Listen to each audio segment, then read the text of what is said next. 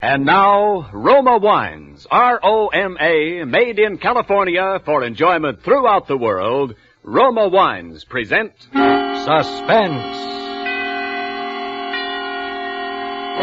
Tonight, Roma Wines bring you Mr. Hume Cronyn as star of Blue Eyes, a suspense play produced, edited, and directed for Roma Wines by William Spear.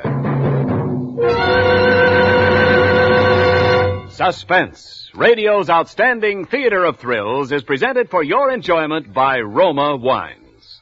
That's R-O-M-A, Roma Wines, those excellent California wines that can add so much pleasantness to the way you live, to your happiness in entertaining guests, to your enjoyment of everyday meals. Yes, right now, a glassful would be very pleasant, as Roma Wines bring you Hume Cronyn in a remarkable tale of Suspense. Today began just like any other day. I got to bed early last night because I had to go over the accounts with Mr. Bevins. When you go over the accounts with old Hawkshaw, you've got to be in tip-top shape. Well, I dressed myself rather carefully this morning. I put on the necktie with the little flowers on it, the blue and red one. Jane said she liked it. Told me it matched my eyes. Made them look bluer. I went down to breakfast. My wife, Laura, was having her coffee. Good morning, Oliver. Good morning, dear. I'll have to warm your coffee. Here's the paper. Thanks. Oliver, must you wear that tie? That frightful necktie. It's not at all becoming. Well, matches my suit. It's a perfectly dreadful shade. Makes you look like a rube. I like it. Well, I don't.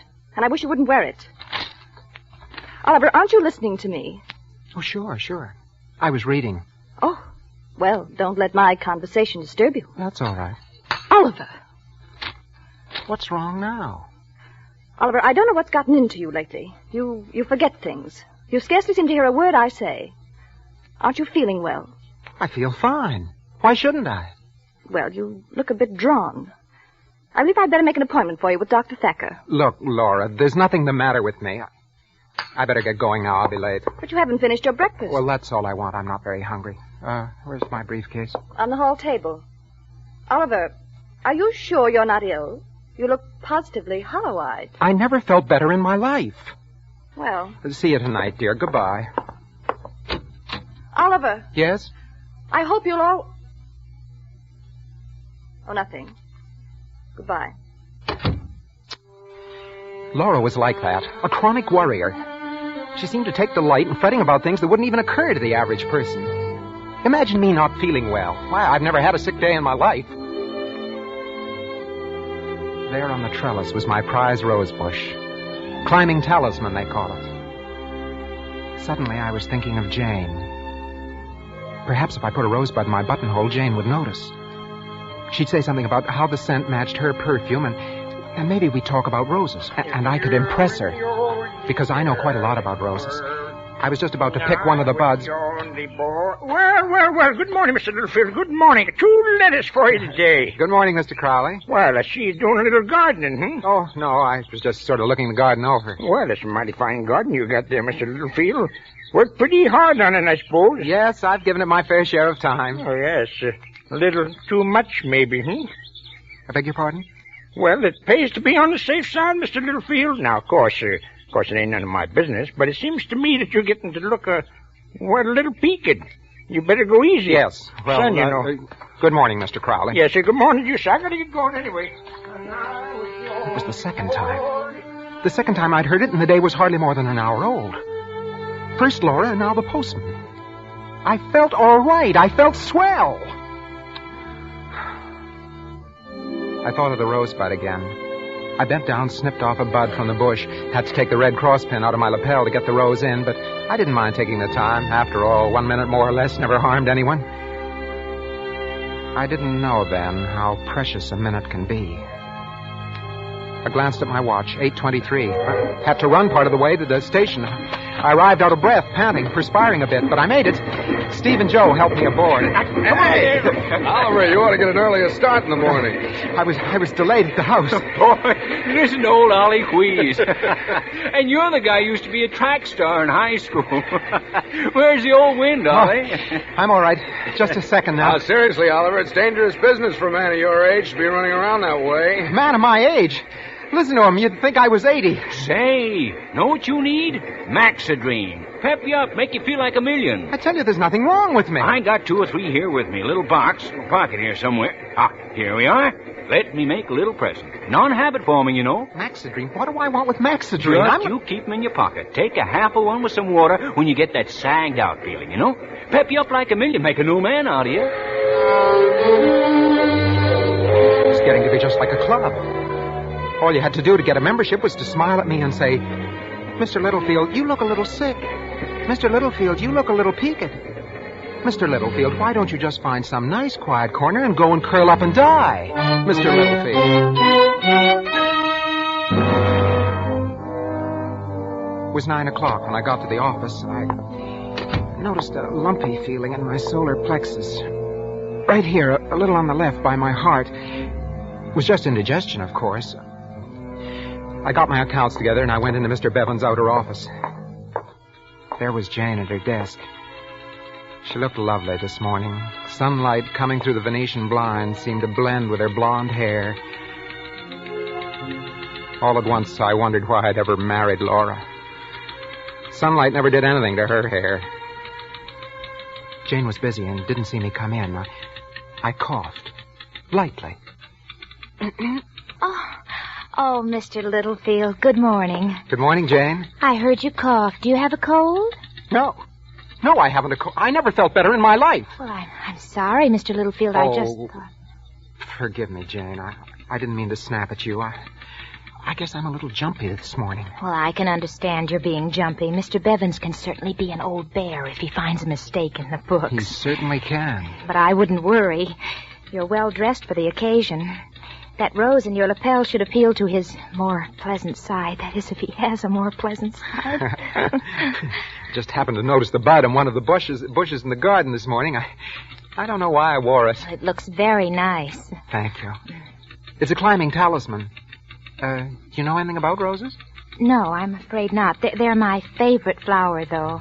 I grow them as a hobby. I had some exhibited once. Oh, you must be quite a gardener. Oh, no, I'm not really.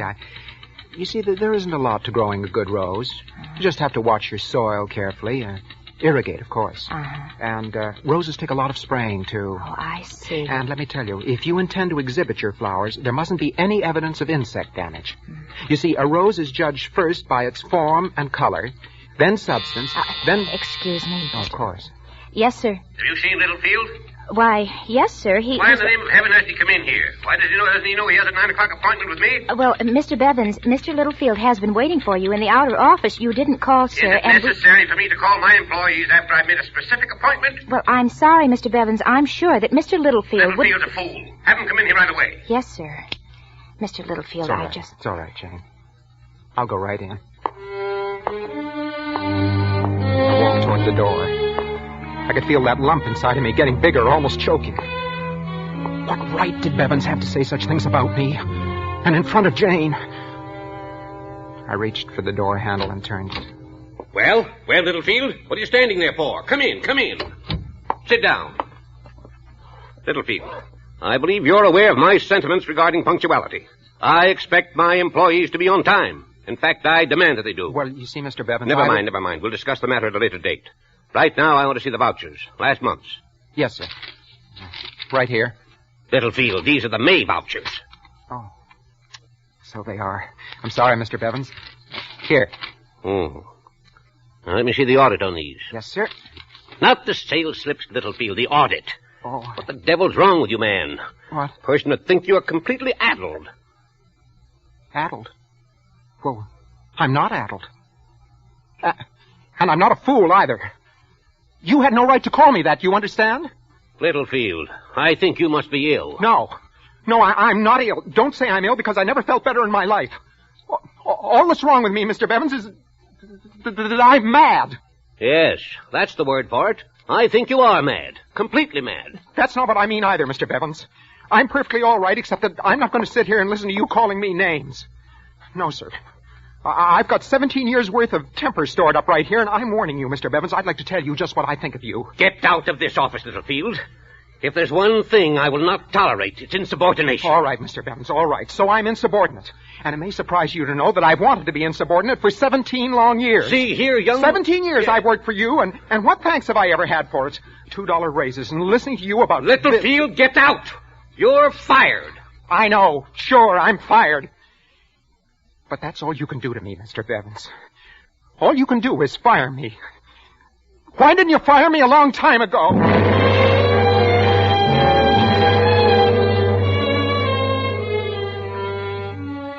So there I was, out of a job. What was the next step? I couldn't go home in the middle of the day. Well, I could, but you don't know Laura. Never would have been able to explain it to her. She wouldn't have understood. She never understood anything. With her, it was payday, the bridge club, a new hat for Easter. Everything suburban, everything in a rut, always in a rut. Oh, I went back and sat in my office to think. After a little while, I got up and went to the water cooler, pulled my handkerchief out to wipe off my hands, and something fell out of my pocket. It was that little pill box. I opened it. There were 3.5 of those Maxidrines in it. I swallowed them all. I sat down, and in a little I began to feel clear in my mind. My life with this awful, deadly grind, because I was married to Laura. She was the cause of all my unhappiness, the cause of my failure, the reason for my losing my job. Something would have to be done about Laura. Why not eliminate the cause? That was it. Eliminate the cause and you have the situation licked. Eliminate the cause. Suddenly my mind was made up. I must kill Laura.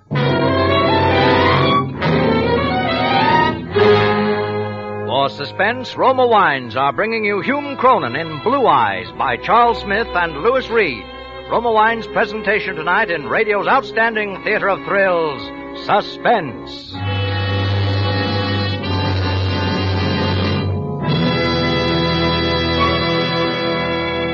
Between the acts of Suspense, this is Ken Niles for Roma Wines.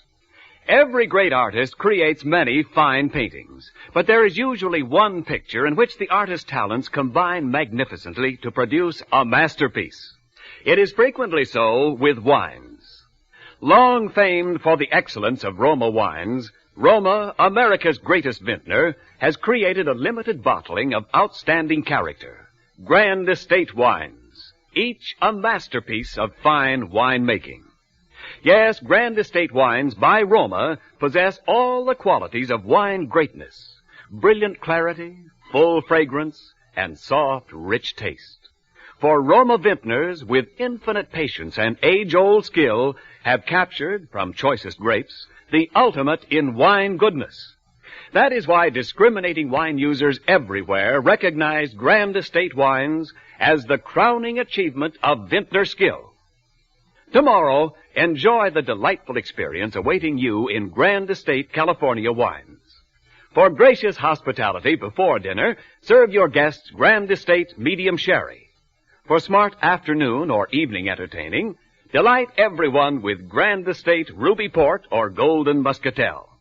Remember the name, Grand Estate Wines by Roma, each a taste masterpiece. And now, Roma Wines bring back to our Hollywood soundstage Hume Cronyn, who, as Oliver Littlefield in Blue Eyes, continues a narrative well calculated to keep you in suspense.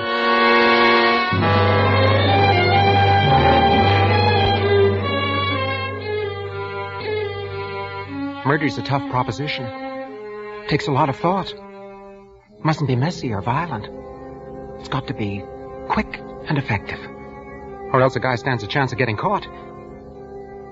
How to do this thing? How to do it without a slip? Suddenly I had it. Laura took some medicine every night at bedtime. 2 tablespoons of powder that Dr. Thacker had prescribed for her and a glass of warm milk. If I were to get some poison that looked like that powder and substitute...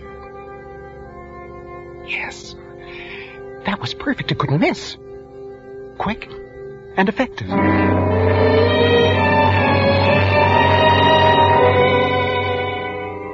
3 o'clock. I walked up the steps of the public library and went in. Yes, sir. Can I help you? I'd like to see some books on, Yes. I just wanted to look over something on roses. Oh, that's horticulture, section 5, just across the aisle. Oh, yes. Horticulture, of course. Thank you. I took a book from the shelf, thumbed a few pages, and then finally decided to risk a quick glance in the direction of the librarian, see if she was still watching me. The desk was empty. She'd left it. Then I saw where she was, at the other end of the library, stacking books in a handcar. Here was my chance. I could slip across to the science alcove without her seeing.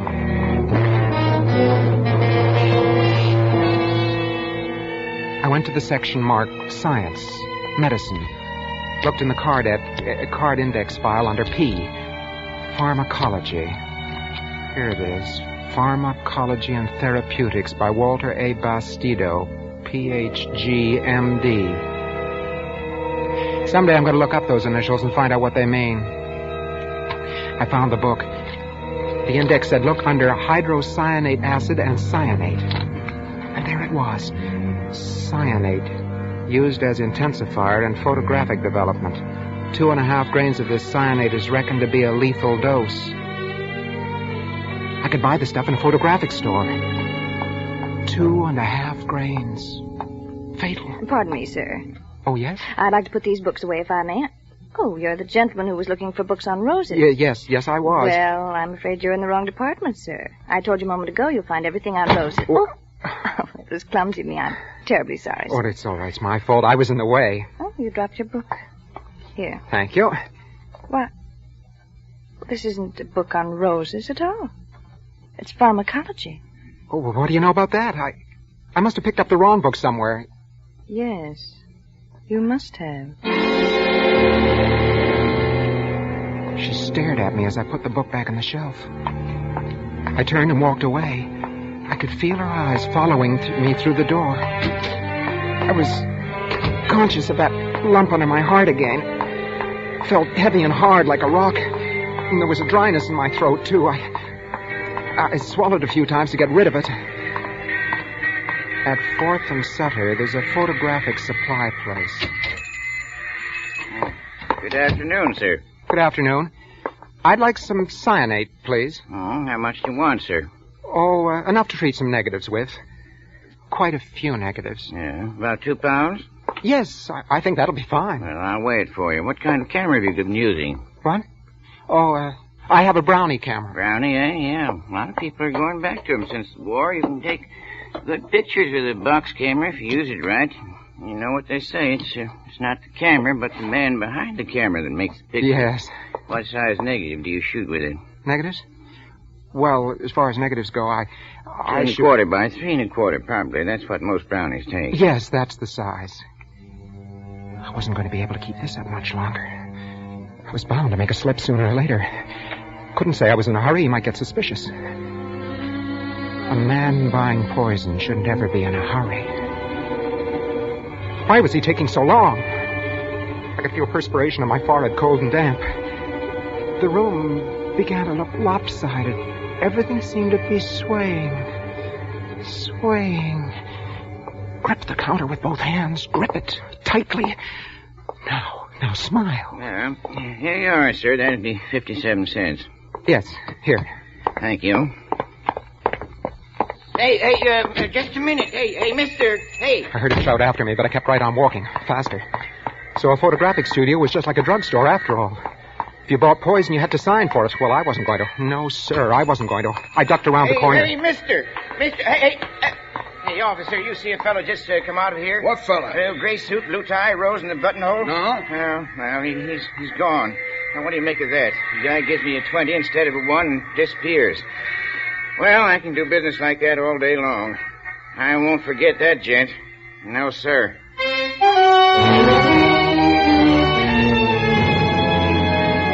I arrived home at 6:30. Laura wasn't there. The table wasn't set. Well, she was probably late shopping. I went upstairs and found the bottle in the medicine chest. The cyanate matched the powder in the bottle perfectly. She'd never be able to tell the difference. I poured half the bottle's contents into the sink, marked with my finger the level of the medicine, and then refilled the bottle with cyanate up to the mark and shook it so as to mix it thoroughly. I emptied the rest of the poison in the sink, and I let the water run for a minute. There. It was done. Everything accomplished. And very neatly, too. All I had to do now was wait. I glanced at the bedroom door. It was closed. All the doors on the second floor were closed. That's another thing. That's another thing I hated about Laura. So precise about her housekeeping, everything in its place. Even to closing doors when a room wasn't in use. I went back downstairs and I tried to light a cigarette. My hands were beginning to shake. Nerves again. I took a book from the table by the sofa, tried to read. Then I realized what I was reading. Funny, I should have picked up that book. Memory album of Oliver and Laura Littlefield. And a dance program tied in pink ribbon. Homecoming dance, Indiana University, 1928. First anniversary.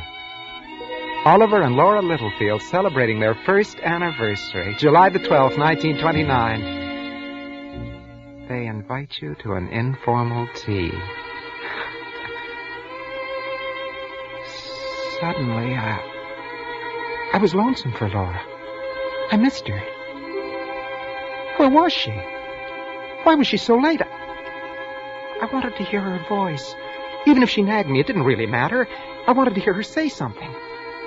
I thought back over the events of that day. I thought of my married life with Laura. Hadn't been as bad as I let myself believe. Hadn't been bad at all. Laura loved me. She did. She did love me, and I loved her. I must have been crazy to even think of killing her. What would I ever do without her? I leaped to my feet and I ran up the stairs to the medicine chest. I poured the cyanate down the drain, all of it. Washed out the sink with my hand to be sure that the last bit of the poison was gone. After that, I was calmer again. I guess I'd come to my senses. I thought of the blue tie I was wearing. The one Laura didn't like. I changed that before dinner. I opened the door of the bedroom and... Then I saw her. Sprawled on the bed, her face distorted in pain. I went to the bed and I shook her. Laura! Laura! She didn't move. She was cold, terribly cold.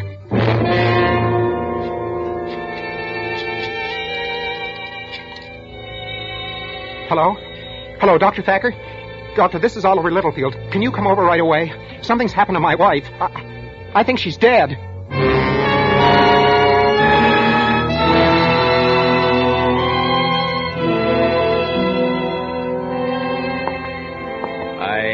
I'm afraid you were right, Mr. Littlefield. This glass she drank from, it's poison. But why? Why? I'm afraid, sir, it looks like suicide. Suicide? She wouldn't do that. She had no reason. She had a reason, Mr. Littlefield. Your wife was dying of an incurable disease. But that's not true. She would have told me. She wanted to keep it from you. Those were her wishes. I'm sorry, Mr. Littlefield. Without saying anything more, he left the room. I sat there staring at Laura. My mind was a blank. I don't know how long it was until Dr. Thacker came back. Mr. Littlefield. What is it? This, bottle. Huh? Well, that's the medicine you prescribed for my wife. I think not. Of course it is.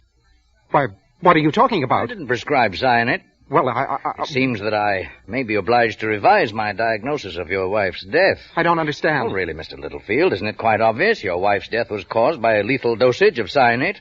Her medicine bottle was filled with cyanate. The odor is still there. Yes, but I can explain that. You see, there wasn't a bit of it left. I threw it all away. She must have bought some herself. I hardly think she'd fill her medicine bottle with poison if she intended to commit suicide. Now, wait a minute. You've got to listen to me. I didn't do it. I didn't do it, if that's what you're thinking. Dr. Thacker, you've known me for a long time. You can take my word for it. Hello, operator. Get me the police. You see, it started with that blue tie. It made my eyes look bluer. Everybody told me I was sick. I started to feel sick. Yes, that's right. This is an emergency. Then the Rosebud and Mr. Bevins and the Maxidrine. I didn't know what I was doing for a while. Hello, this is Dr. Thacker. Doctor. You'd better send someone to 6931 Doctor, Claiborne right away. You know, people can drive you out of your mind if they keep saying the same thing to you over and over again. I beg pardon? You've got to listen. You've got to listen. It was the blue tie. Laura started it. She said I was hollow-eyed. No, it looks like homicide.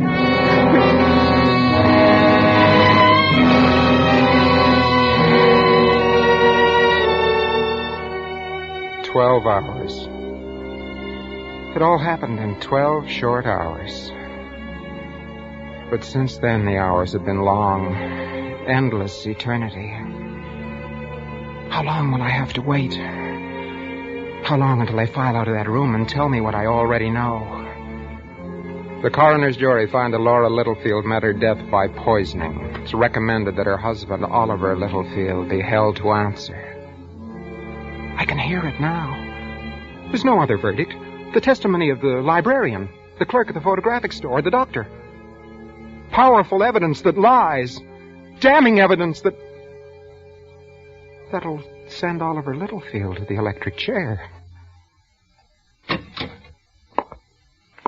Mr. Littlefield, it's all over. I knew it. I knew what you would find. The coroner's jury found the testimony of the librarian, the clerk, and the rest convincing. Undeniable. And, of course, the presence of the glass of poison at your wife's bedside was confusing. Undoubtedly, she had intended to commit suicide. But, of course, we know now that she didn't. When will I be arrested? That is a matter for the police. If they decide to prosecute, of course, under the circumstances... Circumstances. Circumstantial evidence. I didn't murder my wife. I didn't. I didn't! Of course not, Mr. Littlefield. The autopsy settled that. Not a single trace of poison in the body. She died as a result of her illness. No poison? No poison, and lucky for you, Mr. Littlefield. Because if she'd committed suicide as she planned, just how would you have been able to prove your innocence, Mr. Littlefield? Just exactly how?